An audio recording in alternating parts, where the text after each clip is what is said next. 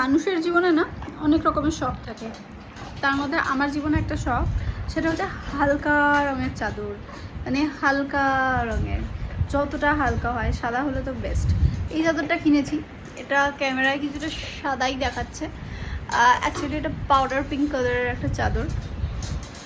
কেনার পর অবস্থাটা হচ্ছে আমি বিছানার কোনায় বসে আছি, উঠতে পারছি না, বিছানায় উঠতে পারছি না। কিরকম একটা প্যালপিটেশন হচ্ছে যে উঠবো, একটা কোথাও দাগ হয়ে যাবে, একটা কোথাও পায়ের ময়লা লাগবে। পাটা ধুয়ে আছি, কিন্তু আমি ঝকঝক করে পা ধুয়ে রেখেছি, রেখে আমি সাইডে বসে আছি। যদি বিছানাটা কুচকে যায়, যদি বিছানাটায় দাগ লেগে যায়।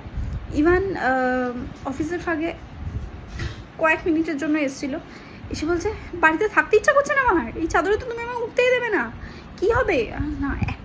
একটা দিন একটু যত্ন করো, মানে আনবিলিভেবল। আমি জানি না